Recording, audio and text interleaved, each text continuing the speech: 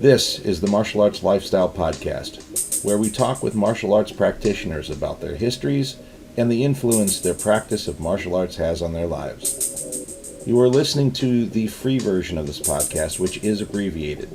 Help support this program by considering to subscribe to us on Patreon and access the full-length version of the Martial Arts Lifestyle Podcasts, all for the price of one coffee shop coffee per month. Go to www.patreon.com/malmag. That's www.patreon.com/malmag. In the premiere edition, Christopher Bruce and I sit down at the Inosanto Academy of Martial Arts and have a conversation with T. Kent Nelson of KSK Martial Arts in Lansing, Michigan.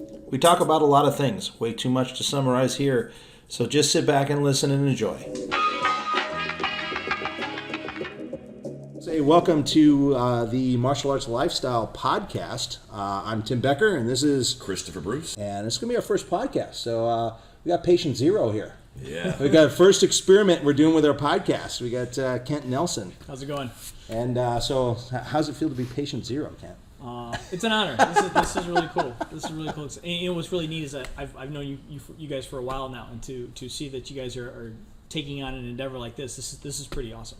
It's pretty awesome, so I'm honored to be the first. Thank you. Yeah, well, we're kind of like hardcore researchers like yourself, which I think is what attracted us to you. I mean, other than the fact that he just had some slick moves when he first came in. Oh, yeah. When we went to the park and we're training, I was like, okay, this guy's on the same alley as us. We're doing the same stuff. Totally. That's cool. Sweet. He's in a little bit cleaner of an alley than us. We're like, hey, we need to hang out with this guy. Maybe some of it will rub off, right? So, yeah, it's the magazine kind of evolved from that idea of, we're going to research. I liked writing stuff, and we like gabbing and talking and meeting people and training. Any way to have a reason to work out, talk about working out, which we're already doing anyhow. And, yeah, exactly. And betterment of our life, and sit around and have a few laughs and punch each other in the face. Yeah, well, sounds like a great time. I can't think of two nicer guys to do it with. That's so awesome. So Kent, you're from the Midwest. Yep, so am I. So is Chris. Yeah. Actually. Oh, really? So yeah. I grew up in Illinois.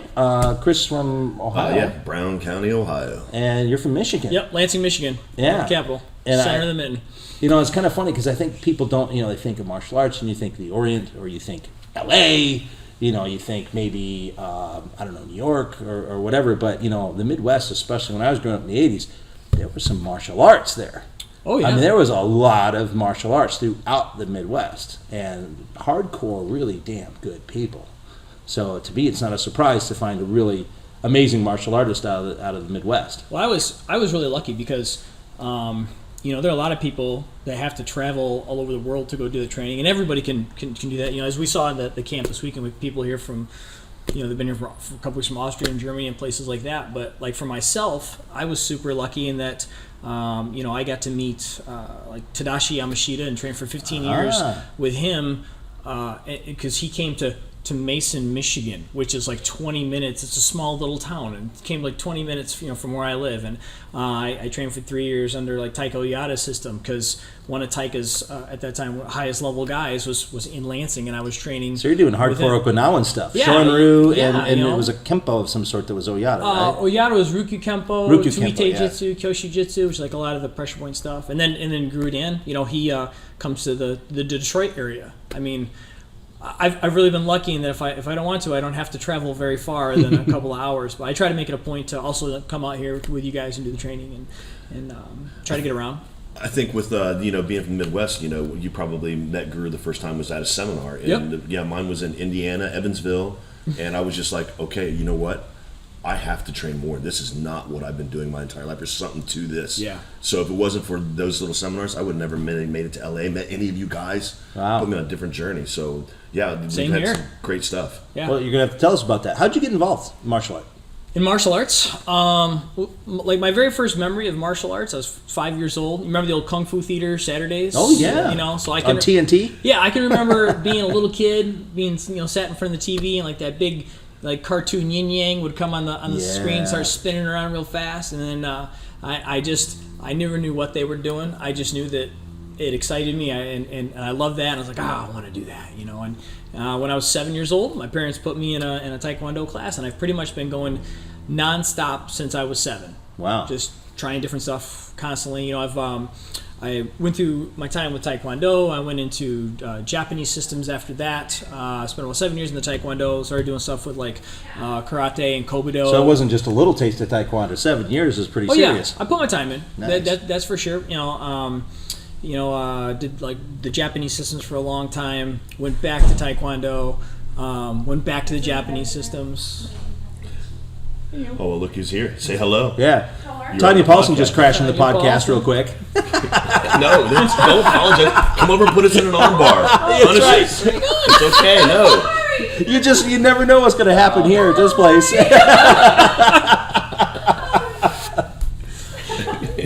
Hilarious. Oh, you're Okay. good. But Not like it's some bag lady walking through or something, It's just the real deal. No worries. But yeah, so did a lot of training there. When I was 16, I had a friend of mine, actually in high school. His name was Josh Pitts, and he had done a little bit of college. And so I can remember, at 16 years old, being out in a driveway at like where he lived, and constantly just playing, trying to figure out what this double stick thing is all about. And I held on to that for a long time. Tried to find other Filipino martial artists in my area, and then somebody was like, "Hey, you got to check out this Guru Dan Inosanto guy," which was kind of funny. Hi, Cookie. There's another Which was kind of funny actually, because I only knew the name at that time, Guru Dan Inosanto, through the associations with Bruce Lee. And at that time, I didn't really have a whole lot of JKD experience. I just it was more of like a Kali along with a Japanese and Korean background, and. So I was Well, like, that's interesting. Yeah, A so lot I of was people sort kind of of go JKD then Kali. Right. They don't go Kali then JKD. exactly. So I was just like, well, hey, whatever, Bruce Lee, don't really know much about it, and this is, so you should come check it out. So I went and checked it out, and that was the first time I had ever seen Silat. And man, that you talk about, I believe there are moments of like truth, like when somebody's telling a story and then somebody tells something that's true, like you can tell kind of the truth from the liar Yeah. a little bit. You feel it in your gut. Feels different. Yeah. Here's different. The first time I saw Tadashi Yamashita do anything on film, I knew in that moment there's some truth there, way more than what I'd been doing. So I started following that. When I saw Taika Oyata, I knew there's some truth there, and I felt that again when I saw Guru Dan move, and I was like, wow, okay. And there's way more truth here than what I have come across, since then. And I felt the same thing when I got involved with jiu-jitsu, and the grappling arts. But yeah, seeing him do Silat, it was mesmerizing, just mesmerizing to me. And then the Kali work, and then and he was talking about like a lot of the Junfan and the trapping, all that, which I didn't really know much about. So it was actually the Indonesian and Filipino martial arts that opened up the door for me to start learning more of the Junfan side, the JKD side, and even the Muay Thai side. So I mean, maybe I kind of went backwards from most people's. No, It's still you completed the circle. So Yeah. that's funny that when you say the truth, because I remember when I first met Guru the first time, my instructor David Brown had taken me to, because I was real cocky about doing the tournaments and getting my medal and my self ego filled up, and I go Johnny and Lawrence here, yeah. and I go and I remember I see Guru and I'm watching Extra him generous, thinking, man. That's right. Extra generous. I'm sitting there, I'm thinking, this trapping, what is this? This don't work. Come on, really? And he comes around, and I asked him, I was cocky, and I think he sensed I was a little cocky. So next thing I know, he pops out, he's lops out, and my hands are going everywhere, and he's just on my chest, and I'm thinking, okay, there's something here. And that was it. I was done. I was hooked. What's interesting is you say the word trapping. I think trapping is one of the terms that has yet to truly make its way to mainstream. Because even if you're not a martial artist and you say, oh, I study striking arts, people can immediately envision what you're talking Right. about. You say, oh yeah, I study a throwing art, I study a grappling art. People immediately have an idea already. But I find that to non-martial artists, and even to martial artists that's never done stuff like this, when I say, oh yeah, I study like the trapping arts, and they look at me with that blank, like, the what? What do you mean Yeah. trapping? Like Or best you like get. locking someone in a closet? Like, what are you talking about? Or best you get someone go, oh, that patty cake. Yeah, Stuff, yeah. exactly. So and you try to, unless you demonstrate it for them, Yeah. they can't even understand. When you talk about barrier removal or feeling the energy or the pressure, and they can't get it. But you pock them once, you lop them once, and then That's they true. go, oh, that's different. Yeah. And then trying to explain the differences between Wing Chun trapping and Jun Fan trapping and Filipino trapping, because they're all the same motions, but they all have different energies based on the historical context of where they came from. Right. And trying to explain to somebody they're all the same, they're also all completely different. And then that's the look. It's such a process. What? It's such a process. It's very different, but it's an enjoyable process. I laugh when I'm listening to UFC now. Once in a while, you hear somebody throw a term like "dirty boxing." Look at what he's doing here. See how he's holding your arm there? I'm going, it's starting to grow, and it's kind of funny. Well, I think the term, but we never see that trapping in the UFC. Wait, no. You just saw it. I think the term dirty boxing is really, I think that's going to be the gateway term for making Panantukan a little bit more of an open term. I mean, like Guru Dan and Sifu Rick Fei have done so much for getting the term out there, but it's a very popular term, like amongst our group of people, and Daniel Sullivan has really done an awesome job with taking that term, the marketing, and taking that term dirty boxing and getting people to go, oh yeah, dirty boxing, and then once they start looking into his stuff, they start hearing the term Panantukan all over it, and they're like Panantukan, and that takes it back to Guru Dan, and so I think that's a positive thing. That term, it might not be like what we would think about it as, can you really have dirty boxing? It's just, a fight's a fight, self-defense is self-defense, but I think that's going to help. I think long term that term is going to help. Yeah, you can grab onto it and you get an idea. When you say it, you get an idea of what that means. I'm waiting to see those hammer fists and forearms start to show up in the cage though a little bit, Some guntings and stuff. Oh yeah, that'd be cool to see, no doubt. Well, you have a pretty good base of students that's grown at your school. And I know when you first started off in your garage and teaching, but now you've got like a very large number of students. Yeah, you just moved to a new place recently. Seminars. We're looking to hopefully move to a new place. We've been in the same spot about 6 years. Okay. So I was teaching through Lansing Parks and Recreation for about 7 years. And then I bought a home, and I actually purchased the home based on if I could build a dojo out of it or not. So I looked at five or six places. Found a place that had like a 2.5-car garage, was structurally sound. The house needed a lot of work, and I was looking at this garage. I'm like, "Yep, this is going to work." And my father, bless my father's heart, he's with me. And he's like, "Yeah, well, I mean, the home needs some work." I'm like, "Yeah, Dad, but I can see it. You see that?" He's like, "Well, yeah, I guess you could put a workbench here and hang a heavy bag and maybe park your car." And I'm like, "The car will never enter this space." That's right. And sacred space. Yeah. So I poured about $20,000 into that garage, turning it into an actual good zebra mats and mirrors and the whole 9 yards, and I taught it there for about 10 years. And we got to the point where you couldn't walk in there anymore. It was so packed. We couldn't do double stick anymore. We couldn't grapple anymore. It was just. It's kind of like Sea-Lot Camp now. Yes, very much so.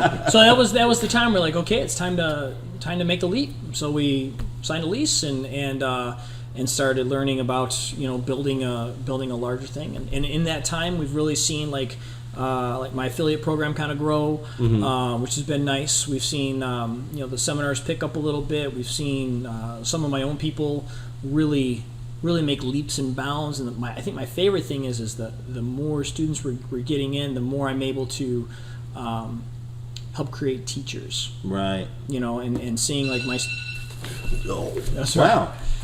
seeing my students now really become amazing teachers. And that's really cool to me, because that's what it's becoming as I get older, like passing on the arts, because there's so much just in terms of positivity and health and interactions with other people. Sure. Relationships to me are the biggest things that the martial arts offers you. No, absolutely.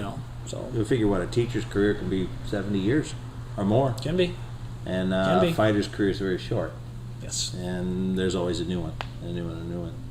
So going back, so you got this great program, and we'll kind of maybe get into more detail about that, but what point did you say, okay, I love martial arts, indeed, like many of us do, but you said, I'm now going to teach, and I'm going to do this as a thing. This is going to be my thing. I was 14 years old. Yeah. Wow. At 14, I knew it's what I wanted to do. To teach? Yes. Wow. Now that path was a little bit rocky. Well, they all are. But yeah, 14. So when I saw Tadashi Yamashita, and saw how he could. Well, one of my Taekwondo instructors his name was Chad Ostrander. He was such an inspiration to me. I wanted to be just like that guy, and I was a dumb kid. I didn't know that he's like struggling, has a job too. I was like, yeah, no, I want to teach. And then when I met Tadashi Yamashita and saw that he flies around the world teaching seminars, that's the first time I'd ever heard of that. And I was like, you could do that? I want to do that. You could meet such interesting people. That's awesome. So I started thinking that was going to be in the cards for me. And everything I've ever done has been about trying to get towards that dream of being a teacher.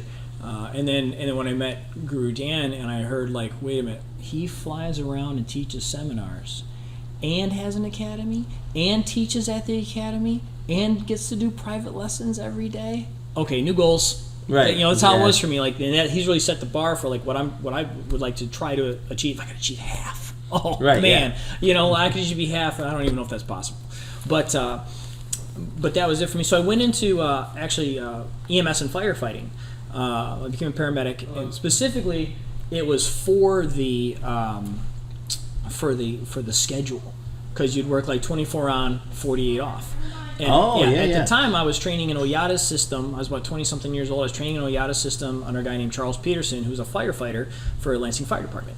And I asked him, how do you follow Oyata around and do all these week-long camps in all these different places around the country? How do you have the time with a regular job? And he was telling me about firefighting and the Kelly Day schedule, and where you get a bunch of days off, and you really work 10 days a year and stuff like that.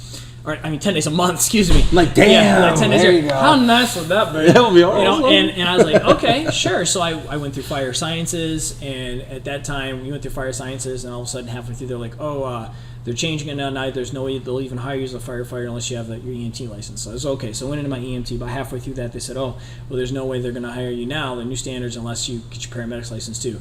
So I went into my paramedics license, and halfway through, you better get through that real quick. Halfway going through my paramedics license, they're like, well, now you got to be nationally registered paramedic. I mean, it was just one hoop after another. And so I went long story short, went all through those, got my paramedics license, became a paramedic, and it was just that. It allowed me the time and the freedom. I could get a guy to cover me, so for years I had a buddy that would come and cover me. I'd go off shift for 3 hours, go teach my class, and come back, and it just allowed me to. And then in 2008, when the economy took a big dumper, I was let go as a paramedic, and I just started dating my wife, actually, and one of the ways I knew that this girl was for me is I was driving home, and I just gotten let go.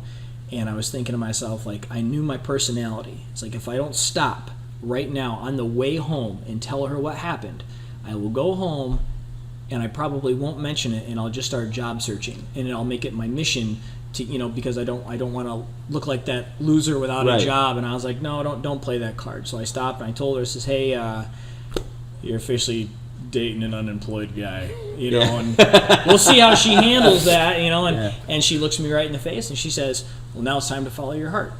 Do what you're meant to do.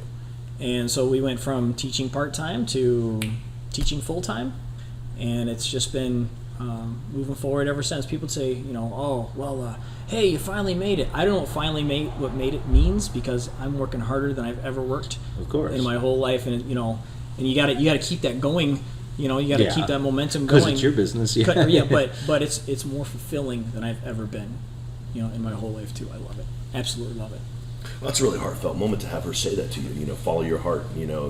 Those things, those points in life where if it hadn't been for that, where would you be? Yeah. That's amazing. I'm very lucky for my wife, Lori. She's an amazing person.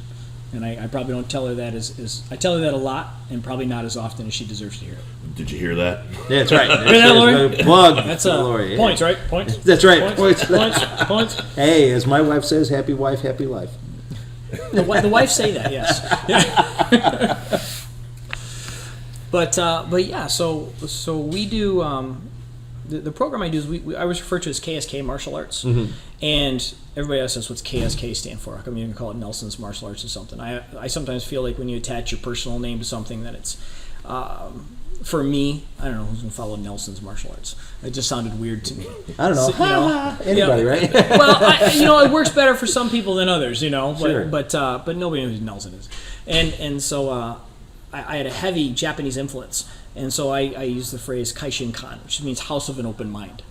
And after 10 years, my own father still could not remember what Kaishinkan was or how to say it. So I was like, let's go with KSK. And that he could remember. So I was like, if my own father can't remember it, then it's going to be tough for the general public probably. So we started just going with KSK Martial Arts. And the idea behind it, is that we are a house of an open mind. It doesn't matter what the background of a system is. It doesn't matter, what the history of a system is or what their approach is. What matters is is it functional? B, is it safe to practice as well as functional? And C, do we enjoy it? Yeah. That's the biggest one. C is do we huge. enjoy it? Yeah. C is huge. And that has helped create. And this concludes the abbreviated version of the Martial Arts Lifestyle Podcast. Please consider supporting the program by going to patreon.com/malmag and subscribing for access to the full-length podcasts. Again, that is www.patreon.com/malmag. Thank you for joining us for our premiere episode of the Martial Arts Lifestyle Podcast. Coming up next week is David Bertrand, a phenomenal martial artist out of Belgium.